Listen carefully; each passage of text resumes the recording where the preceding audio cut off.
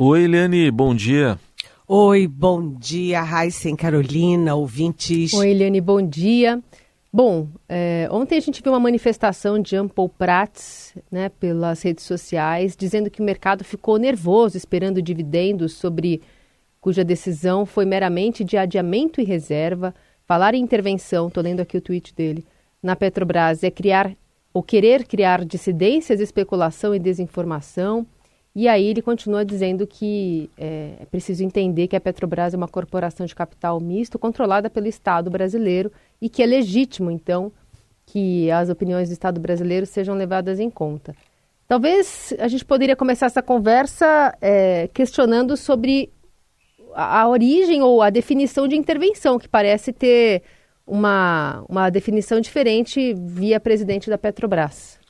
Pois é, a coisa mais importante dessa fala dele é que ele faz esse introito, né? É capital aberto tal, e admite que a decisão que derrubou os preços, o valor de mercado da Petrobras em 55 bilhões de reais num único dia, que esta decisão foi tomada por orientação do presidente da República, Luiz Inácio Lula da Silva. Então, está lá escrito, assinado com a cara do presidente da Petrobras, que essa decisão que derrubou o valor de mercado da Petrobras em 55 bilhões foi tomada por orientação do presidente da República. Aí eles dizem, não tem ingerência política, mas uma orientação dessas do presidente da República pode ser chamada do quê? É uma ingerência política, exatamente isso. Não tem outra definição. O presidente da República conclui, né, e determina a decisão de uma empresa que tem um conselho de administração, que tem acionistas riquíssimos, poderosos, mas também tem acionistas médios e pequenos, né, e que, enfim, deve seguir as leis de mercado. Então, eu digo que essa manifestação do Jean Paul Prats, né, depois de tanto tempo do governo negar ingerência política, é uma confissão de culpa, é uma confissão de que há ingerência política, sim, na Petrobras. Aliás, não só na Petrobras, mas também na Vale do Rio Doce, que foi privatizada há quase 30 anos. Logo, é uma empresa privada, né? Então, tem aí toda uma construção, uma reflexão a se fazer a partir dessa manifestação do Jean Paul Prats, que, aliás, é um quadro do PT, né, um homem que tem um belo currículo nessa área de energia, com certeza, mas é um quadro do PT e faz parte da guerra interna do governo quanto a como se comportar em 2024 em relação às estatais, em relação ao mercado, em relação à bolsa, etc. Né? A gente vê que o Jean Paul Prats está alinhado com uma parte do governo e desalinhada com outra. Então tem o Jean Paul Prats, PT, de um lado, o Alexandre Silveira, que é o ministro de Minas e Energia, de outro, o chefe da Casa Civil, Rui Costa, de um terceiro, enfim. E o que resulta nisso é ingerência política. Ingerência política faz mal à saúde financeira e à gestão de qualquer companhia. Muito mais ainda das duas principais companhias brasileiras, que são a Petrobras e a Vale do Rio Doce.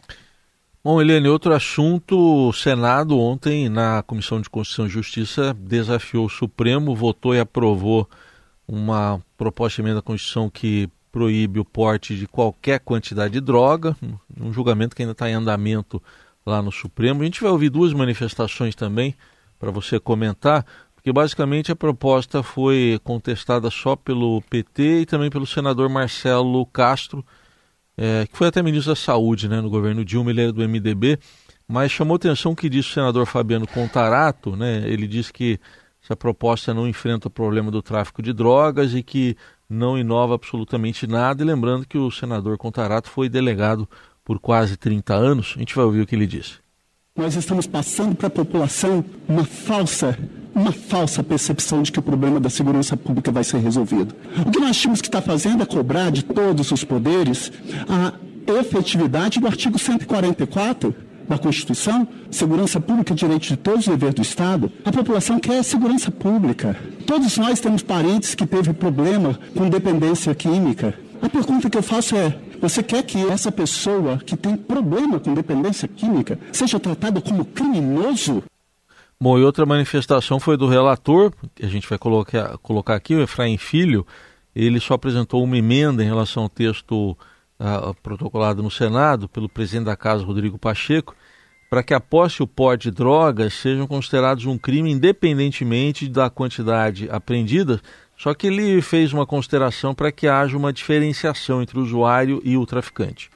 Definição de quantitativo também gera uma repercussão abaixo daquela quantidade. Como é que fica? Como é que será punido? Qual será o tipo de solução que poderá ser dada? Então, a gente prefere trabalhar com um conceito mais amplo e mais completo de 8 circunstâncias que são capazes de definir e diferenciar quem é o usuário de quem é o traficante. Ao traficante, o rigor da lei e as penas de prisão. Ao usuário, penas alternativas, restritivas de direito e prestação de serviço à comunidade, mas o não encarceramento.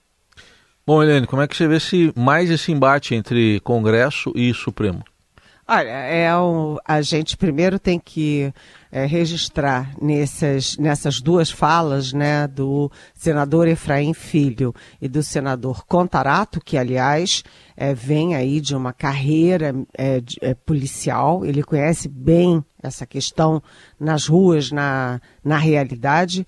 A gente tem que olhar a realidade. Quando o Efraim Filho diz, gente, a gente tem que separar uma coisa da outra. Se é usuário é uma coisa, se é traficante é outra. E sabe como é que é a realidade? Né? A polícia na rua olha o preto e pobre e já automaticamente classifica como traficante. E ele vai para a cadeia como traficante. Mas olha, para o louro rico de carrão como um mero usuáriozinho. E aí não acontece nada com ele. Né? Nem encarceramento e nem trabalho para a sociedade, nem coisa nenhuma.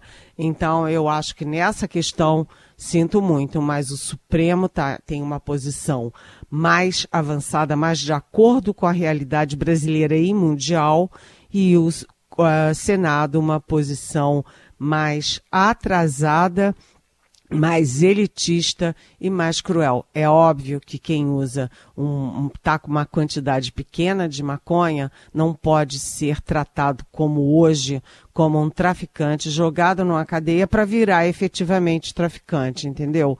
Esse é uma questão básica da realidade, só não vê quem não quer. Né? Mas vamos à questão política. Ontem eu falei tanto com ministros do Supremo quanto com o presidente do Senado, Rodrigo Pacheco, que, aliás, estava a caminho de uma solenidade de posse da nova diretoria, da nova presidência do CONAMP. CONAMP é aquela associação associação de funcionários do Ministério Público. E ele estava indo, e o presidente do Supremo, Luiz Roberto Barroso, também. Ou seja, os dois não tiveram nenhuma reunião para discutir a crise, mas ali, conversando, numa posse e tal, certamente eles trocaram algumas ideias. A Brasília funciona também muito assim, e a política funciona também pela conversa. Mas, enfim, o Rodrigo Pacheco me disse que não vai nem acelerar, nem segurar a tramitação desse projeto. Ele é a favor do projeto do Senado, né, a favor de reprimir qualquer tipo de quantidade de drogas, mas ele não vai ter ele me disse, né, que não vai ter uma decisão assim de apressar nem de segurar. E lá no Supremo, o Supremo diz o seguinte, está 5-3, 5 votos a favor da descriminalização de porte de pequenas quantidades de maconha, né? 5-3, aí o Dias Toffoli pediu vistas, ou seja, suspendeu a votação esperando a decisão do Senado. E o Senado está esperando a decisão do Supremo. Mas que no fim de tudo isso, como eu conversei com os ministros, tudo isso vai acabar de volta no Supremo. Se o Congresso aprovar uma decisão diferente, um projeto diferente do que da decisão do Supremo, volta para o Supremo. E aí quem ganha a guerra? O Supremo. Aí eu ainda perguntei, mas se o Congresso aprovar uma PEC, que é uma proposta de emenda constitucional, e o Supremo analisa a questão sob o ponto de vista constitucional, como derrubar a proposta do Congresso? Aí um ministro, pelo menos, me disse o seguinte, dá para considerar anticonstitucional pela questão da cláusula pétrea. E eu perguntei, que cláusula pétrea, né? E ele me explicou a questão da independência dos poderes. O Senado não pode votar em desacordo com uma decisão do Supremo. Enfim, é uma guerra que interessa a sociedade brasileira, é uma questão de justiça, né, de tratar a realidade como ela é, mas é também uma briga política. A guerra continua. Eliane Cantanhede segue conosco para falar agora sobre o Brasil, que caiu 2 posições e é agora a posição 89 dos 193 países e territórios no ranking do Índice de Desenvolvimento Humano, que é produzido pelo programa da ONU, né, o PNUD, e foi divulgado ontem. O índice brasileiro ficou em 0,760. Esses dados do relatório são de 2022. E no documento anterior, o IDH brasileiro ocupava o número 87 da lista, portanto caímos. O IDH vai de 0 a 1 e é calculado todos os anos, né, com base em 3 critérios, que é a expectativa de vida, anos previstos e média de anos de escolaridade e renda per capita nacional. E, bom, o Brasil está nessa posição, no topo está lá a Suíça, Eliane, depois Noruega, Islândia. Mas se a gente pensa assim na América aqui do Sul, o Brasil é o 6º entre nações como, por exemplo, Chile, Uruguai, Peru e até a Argentina. E parece que a questão da educação pesou bastante nessa conta desse último ranking. Sim, eu resumiria esse resultado do IDH brasileiro como estagnação. O mais grave nisso tudo é a estagnação.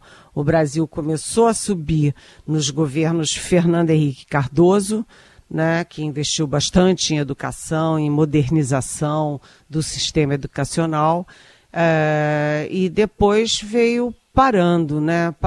A gente saiu de 2 anos de recessão com Dilma Rousseff, depois aquela confusão política danada com Michel Temer, e depois os 4 anos do Bolsonaro, que realmente prioridade 0 para a educação. Então eu queria fazer uma comparação, né? O índice do Brasil nem é ruim, né? Não é considerado ruim, mas se o Brasil é o país mais rico, é a maior economia da América Latina inteira, é Brasil em primeiro, México em segundo e Argentina em terceiro.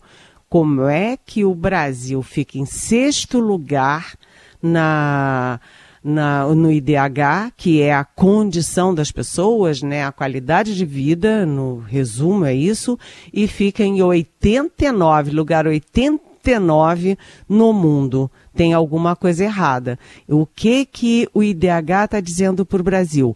Que o Brasil é rico, é uma das 10 maiores economias do mundo, mas que a divisão de renda, a distribuição de renda é perversa.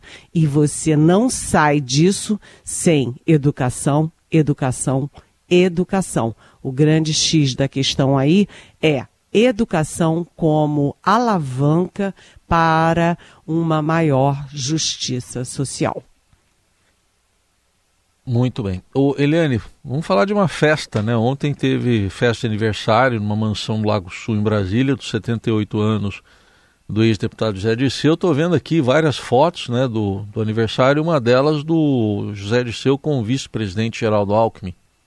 Pois é, eu estava lá, né, trabalhei até às 10 horas, cheguei na festa um pouquinho tarde, 10h30, estávamos eu e a Vera Rosa também do Estadão, e foi assim uma demonstração de força. Muita gente, tinha 9 ministros, além do Alckmin, tinha, por exemplo, a Anísia Trindade da Saúde, o Fernando Haddad da Fazenda, que saiu de fininho, o Alexandre Padilha, que é o da articulação política, enfim, 9 ministros do governo. Mas eu achei interessante que estava lá também o presidente da Câmara, Arthur Lira, e os dois, o Lira e o Zé Dirceu, se cumprimentaram calorosamente, abraços, sorrisos, brincaram. E também estava o Elmar Nascimento, que é o candidato do Arthur Lira para sucedê-lo na presidência da Câmara ano que vem. Mas eu queria registrar uma ausência da presidente nacional do PT, Gleice Hoffmann. Ela não estava lá. O que isso me diz? Me diz o seguinte, que nas guerras do PT, da Gleice Hoffmann com o Fernando Haddad, na economia, o Zé Dirceu está do lado vamos dizer assim, do pragmatismo, da modernidade representada pelo Haddad. Foi um festão, muita gente. E o Zé Dirceu escolheu ontem porque era dia 13, o dia do partido, né? 13 é o número do partido nas urnas. Tem pergunta para Eliane que chegou por aqui pelo 994811777 e ela responde aqui essa posição ontem do ministro da Justiça e Segurança Pública, Ricardo Lewandowski, que disse que há indícios fortes de que os fugitivos da penitenciária de Mossoró, o Deibson Cabral e o Rogério da Silva, eles ainda estariam então nessa região de Mossoró. Há um mês, as autoridades de segurança realizaram buscas na região para tentar recapturar esses criminosos que fugiram da penitenciária federal no mês de fevereiro. Vamos ouvir. Os exemplos que nós temos nacionais e internacionais, semelhantes a esses, em que algum detento escapa de uma penitenciária, dificilmente a recaptura se dá em menos de um mês, ou às vezes até mais. Portanto, é um prazo que nós estamos considerando razoável, inclusive tendo em conta os indícios concretos de que eles se encontram ainda dentro desse perímetro. Eliane, o Marco de Guarujá pergunta: de qual êxito o ministro Lewandowski está se referindo?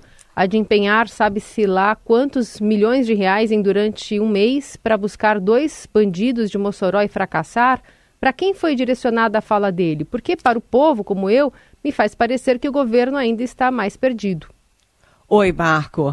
É que a nossa edição ali não pegou exatamente isso que você falou. A coisa mais importante da fala do ministro foi exatamente isso que você disse. Ele classificando a operação de um sucesso. Ele considerou um sucesso uma operação que envolve 500 policiais, né, de polícias diferentes durante um mês, gastando uma verdadeira fortuna para caçar 2 criminosos e não caçar. Ou seja, o ministro disse que foi um sucesso, mas que sucesso, gente? Não foi sucesso nenhum. Até agora, desculpa, mas um fracasso, né? Sucesso é quando eles puserem a mão nesses 2 criminosos. Realmente o ministro Lewandowski tem razão, não é fácil, é muito complexo, muito difícil, numa área de mato cerrada, com poucas edificações. Tudo bem que é difícil, mas eu acho que em vez de tanta gente, tanto dinheiro, talvez fosse melhor usar mais tecnologia, né? A ciência em apoio a essa captura, né? Essa operação policial, que o ministro diz que é um sucesso, mas olha, há controvérsias. Sucesso é quando botarem a mão nesses 2 criminosos de altíssima periculosidade.